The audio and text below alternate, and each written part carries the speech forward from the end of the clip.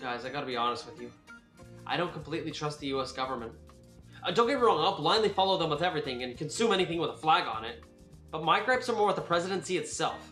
When they're campaigning, they seem like the coolest people ever, but when they actually get into office, it's all boring stuff. Inflation reduction, tensions in the Middle East. Oh, I'm begging Congress to please pass my education funding bill.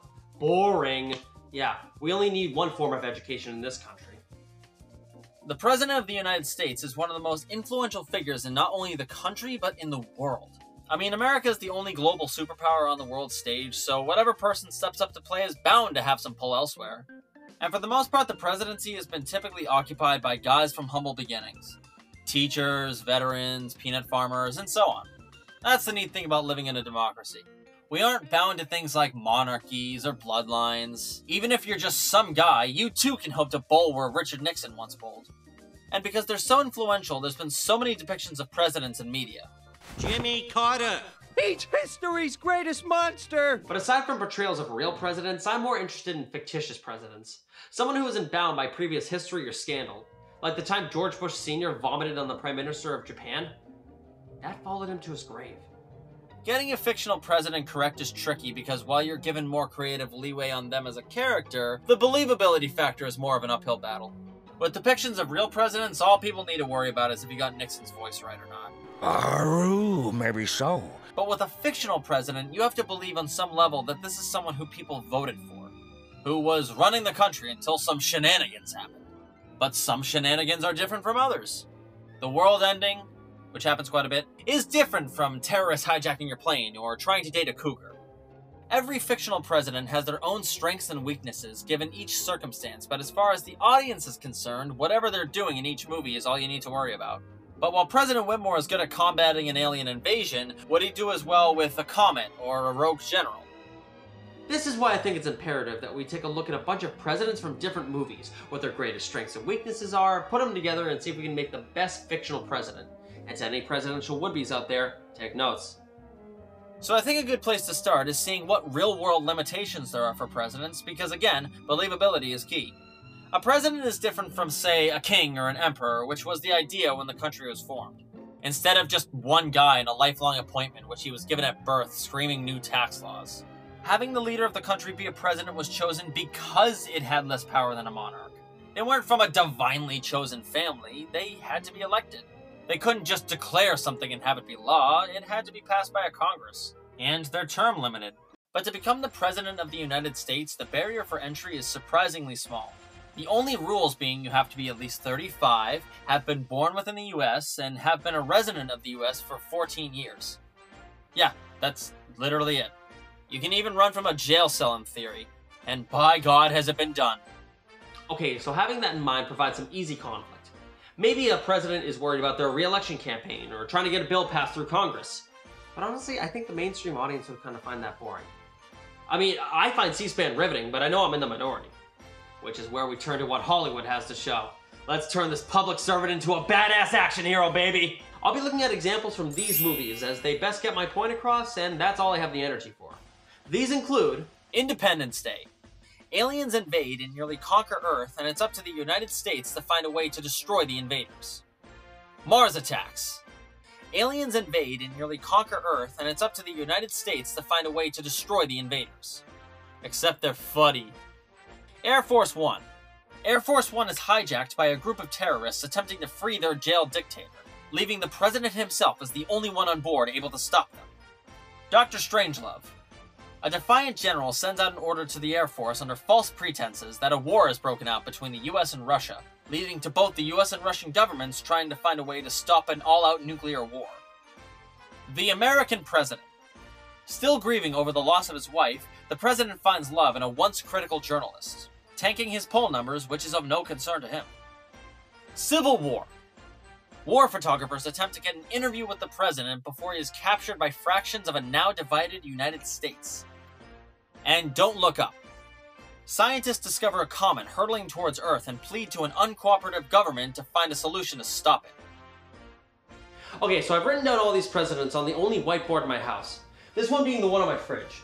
And while all these presidents are similar in a lot of ways, they have a lot of distinct differences.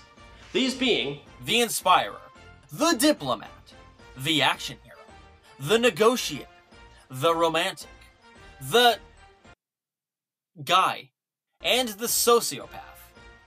You need someone who can inspire the masses, like President Whitmore, someone who can reach diplomatic solutions, or at least attempt to, even under the most crucial circumstances like President Dale, someone who can hold their own in a fight and inspire the nation like President Marshall, someone who can find love and disregard all circumstances like President Shepard, someone who's a guy like President, since all of our real-life presidents are men. Check back with me in a couple weeks to see if that still stays the same. And someone who's a sociopath, like President Orlean, because in order to be president, you need to be a little bit of a sociopath. Look, you deal with matters that might wipe an entire country off the face of the earth. No humane person can handle that. There are also some ubiquitous traits I found throughout these movies which we have to include. First off, they're typically from the Midwest. They're always watching a Chiefs game or a Vikings game. The political party is usually left ambiguous, or if it's mentioned, they act as a more centrist type. Real Bill Clinton figures. Speaking of which, in doing research, the Clinton administration was directly involved in the development of some of these movies, like granting production access to stuff. I mean, Slick Willie's administration was wild enough it'd make for a kick-ass movie on its own. Gonna shout out the documentary The War Room real quick. They always seem to have a daughter, also. Maybe a son here or there, but always a daughter. Someone to be motivated by if they're in danger or if the mom dies.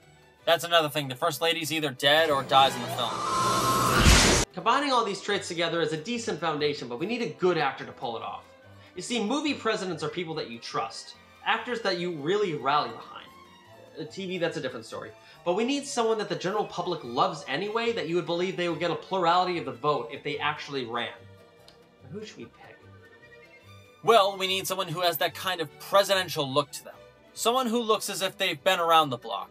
Maybe governed a city or a state before. I don't know, but if you just slapped Nathan Fielder up there, I doubt it would inspire the masses to rally behind him. I'm not speaking for myself, just what I think the public would do. Because even in real life, people do associate a certain look with presidents. I think it's genuinely funny that during the 2012 election, Democrats were worried that Mitt Romney having a sort of presidential look to him would sway voters. Just kind of a vaguely Bush, Reagan, Kennedy aura to him which scared them shitless. How about Bryan Cranston? We've seen him run successful business ventures before or inspire others. He's around the age that people think of with presidents. Easygoing vibe. He's perfect. Okay, so throughout all these movies, we've seen the president do some pretty insane stuff. A dogfight with UFOs, shootouts with terrorists.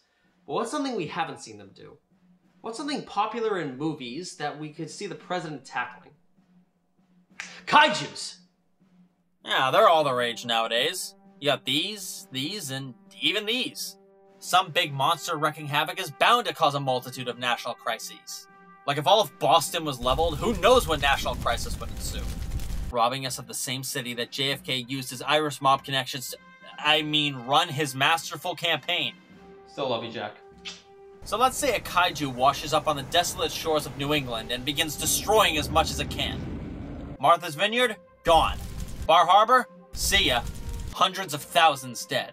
Shipments coming into harbors stop. Flights are delayed or outright cancelled after Logan is eviscerated.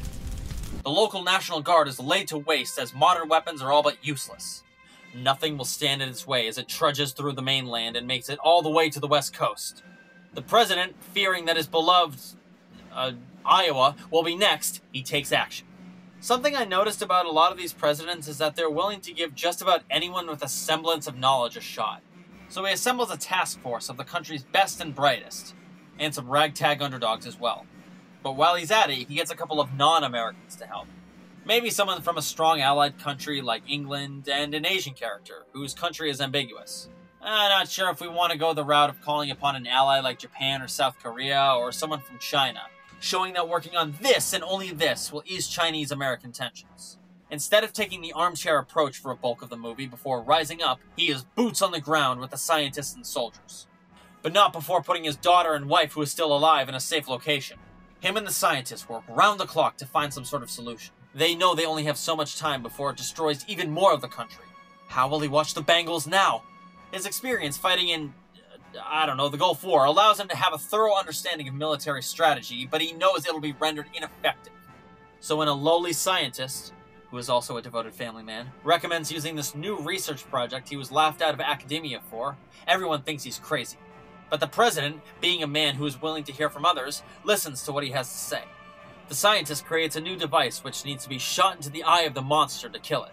But unfortunately, they don't have the special type of mineral needed to power it. That's when the foreign representative from China, yeah, let's just go with China, says he has some and it's found deep in some Chinese caves. The president, being a trained marksman of course, takes the task head on and volunteers to take the risky shot. As they reach a national landmark, the Kaiju comes closer. Planes and helicopters rush in to distract it while President... Oh shoot, we haven't given him a name. Gotta be a strong-sounding American last name. Something that sounds like your dad's friend, or a teacher you really connected with. Anderson, sure, why not? President Anderson takes the shot, but not before getting his kick-ass line in. I was elected to send you to hell. Or, not in my country. Or, how's this for an October surprise? Or, for my wife, who's still alive. Successfully killing it at the last possible second. He radios to the military to see if everyone is okay and organizes compensation arrangements for the families of the few who had been killed. He stands on top of the now dead Kaiju and delivers the most badass and inspiring speech you'd ever heard about rebuilding the nation. He rejoins his daughter and still alive wife and relaxes with an Indiana Colt game. And that's the perfect fictional president. Kinda makes me wish we had something like that in real life as opposed to what we usually get. No actual president could pull off any of that stuff. Except maybe Lyndon Johnson. I'm convinced that man could wrestle bears if he wanted to. I feel like it's been a long time since we've had a truly inspiring candidate run, however. Yeah, every now and again you get an Obama-type figure, which the country rallies behind in a majority, but you don't really see that at the same output as we saw post-World War II. Maybe having another world war is the secret. Just saying. Sure, there'll be mass suffering, but if you get more Eisenhowers and MacArthurs as a result, it shouldn't be completely off the table. Now I'm just wondering who it'd be between Madagascar and Greenland. I've been following their feud for decades. And do you deny to any man the right he's guaranteed to be elected president, no matter what his creed? It's promised in the Bill of Rights to which we must